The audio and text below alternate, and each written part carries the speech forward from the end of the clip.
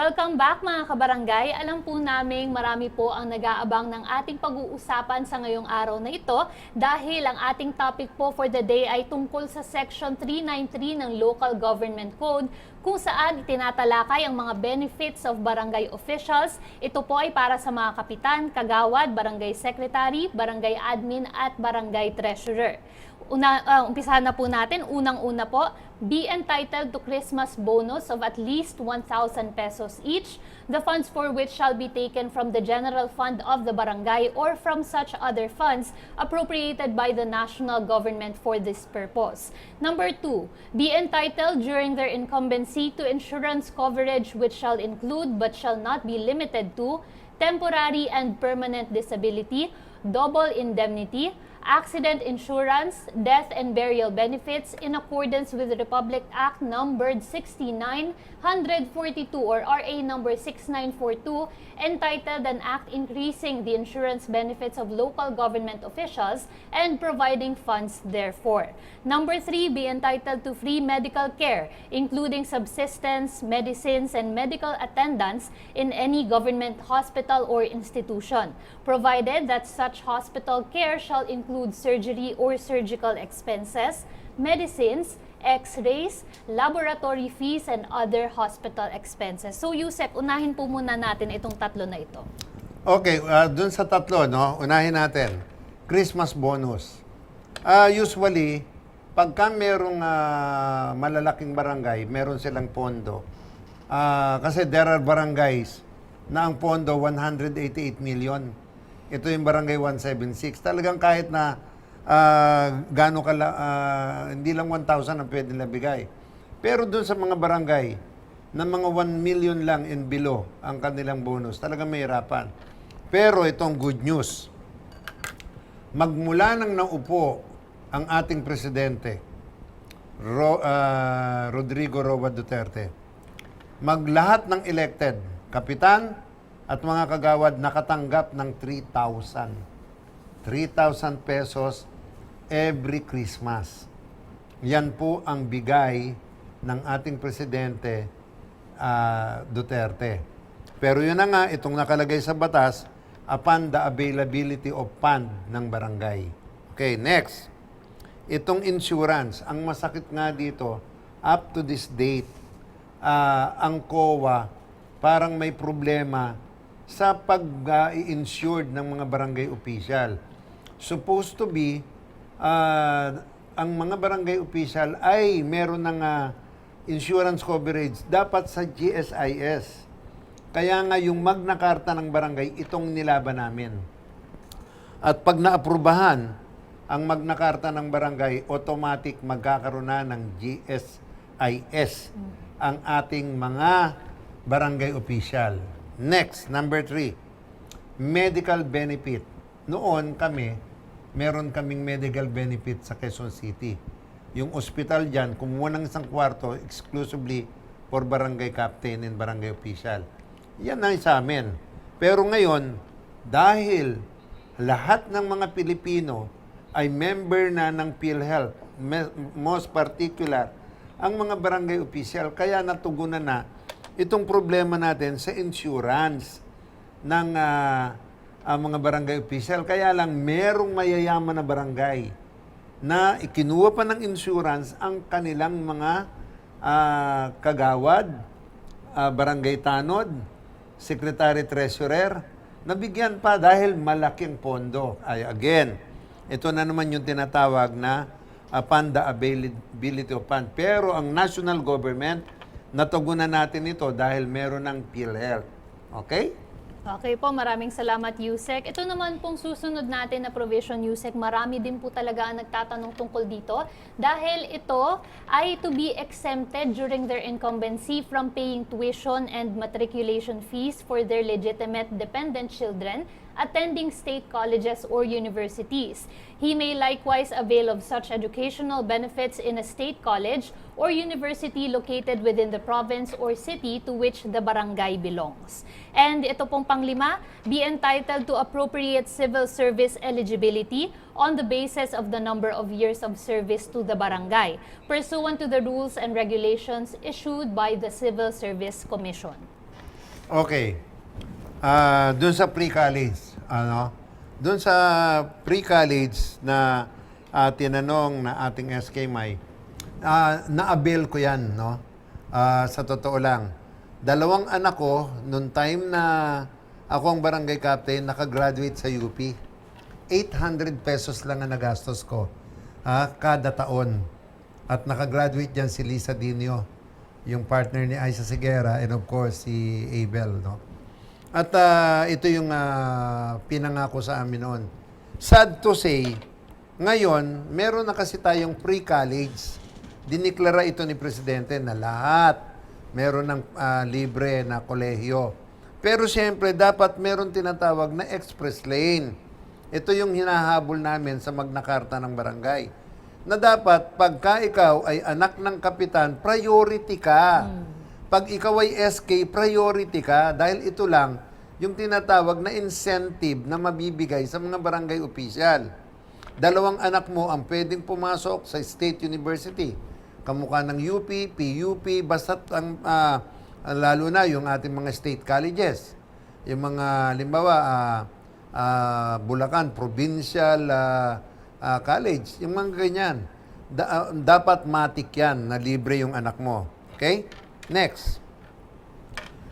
Yung civil service eligibility. Ang barangay official, automatic yan, sub-professional. Kaya lang i-apply nyo sa Civil Service Commission at ipakita nyo doon yung inyong pagkapanalo and your render of service. Kaya kayo, mabibigyan kayo ng sub-professional.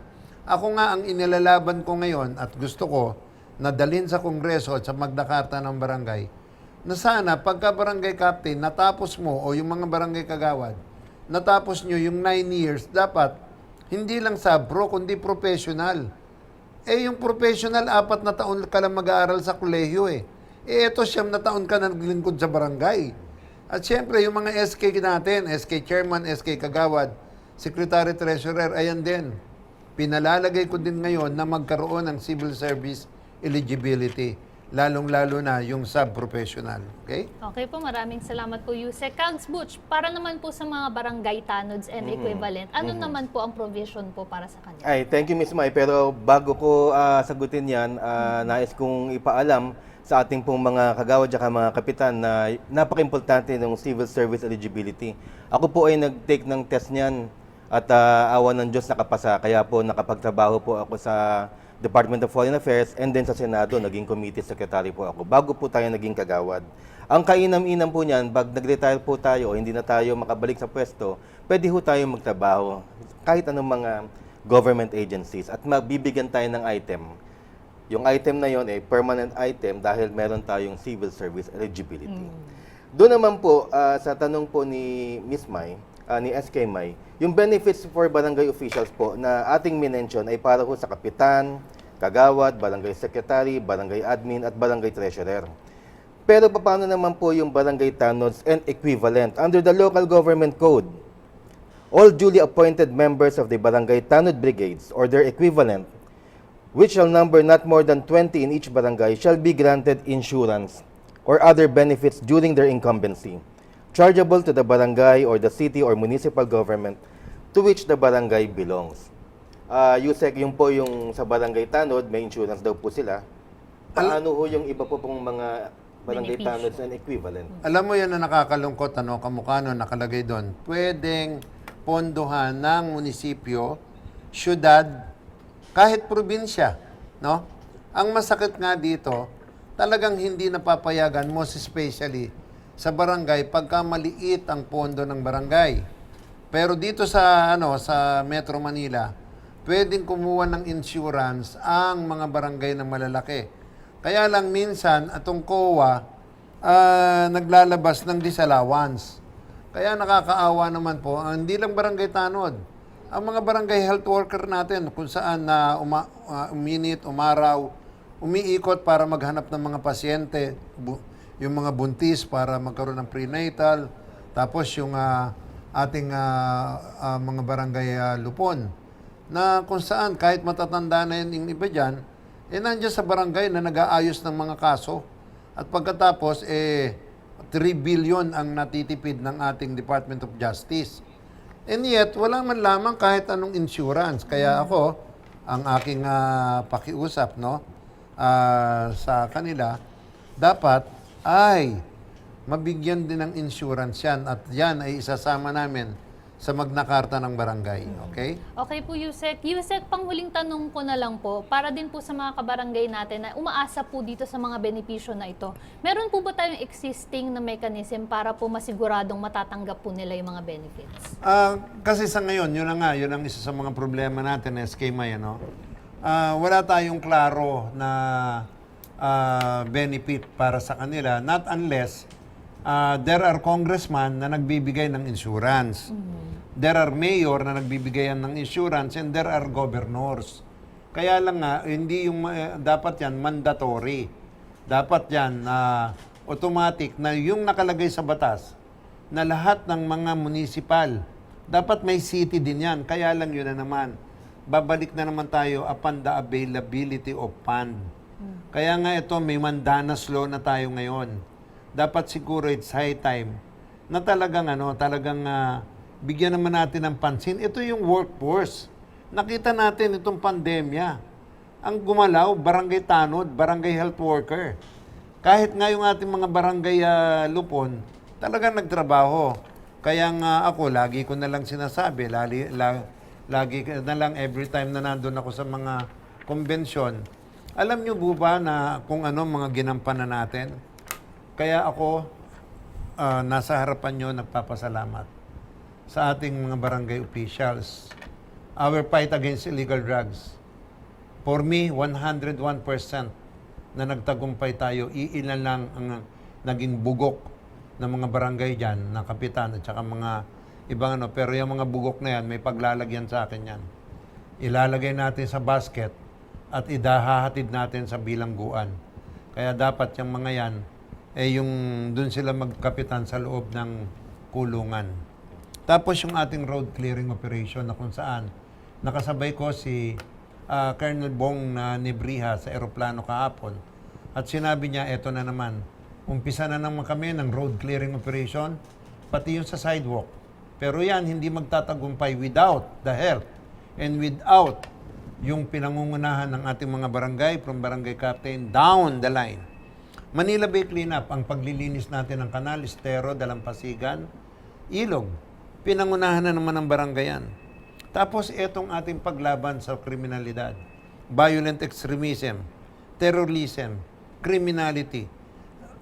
Puro barangay po ang umaakto niyan at puro barangay ang pinagkukuhanan ng mga impormasyon. At siyempre itong LCAC na ngayon, merong 822 na barangay ang nabigyan ng 20 million each.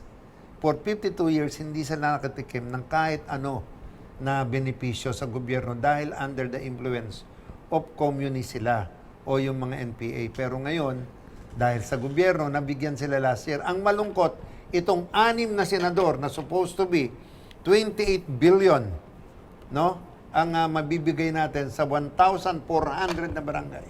Hinarang nitong mga senador na to. At ang nangyari, 5 billion na lang. So ngayon, hatiin na lang namin yan, tigli 5 milyon. Pero sino nasaktan? Sinaktan nyo ang mga barangay na nasa parplang barangay na hindi nakatikim for 52 years ng ginhawa. Ayan. Kaya nananalo ang mga komunista doon dahil walang nakakarating na tulong. Etong ngayon na magpapadating tayo, hinarang nyo pa. Sana maalala ang mga pangalan nyo para wag na kayo manalo. And of course, Mandanas Law, 27% ngayon ang madadagdag na pondo kada barangay. At siyempre, paglalaban ko, ang SK allowance, ang mga SK kagawad, secretary, and treasurer. And of course, yung security of tenure ng ating mga barangay tanod, barangay health worker, at saka barangay lupon. And of course, the Magna Carta ng barangay, that the barangay officials shall be considered as regular government employee with fixed salary, insurance, allowance, medical and dental coverage, and retirement benefit. Ayan po ang ilalaban ng inyong Undersecretary Martin Dino para sa matino, mahusay, maasahan, may malasakit at tapang ng mga barangay official. Saludong-saludo po ako sa ginawa nyo for almost 6 years na paglilingkod sa Duterte administration. And of course, ang aking pasalamat sa ating istasyon. Nabigyan nyo ako ng pagkakataon dito para marating natin ang ating mga barangay sa buong Pilipinas. Maraming salamat, GNN Network. Maraming Thank you. salamat po, Yusek. At sana po ay nalinawan ng ating mga kabarangay sa mga issue na tinalakay natin ngayong araw. At dyan na po nagtatapos ang isa na namang episode na sana'y napagpulutan ninyo ng aral, impormasyon at inspirasyon. Ako po si SK Mai Salazar, kasama ang ating pambansang kagawad Kags Butch Serrano at ang ama ng 42,047 barangays, Yusek Cap Martindino. Magkita-kita po tayong muli dito Sa barangay tayo.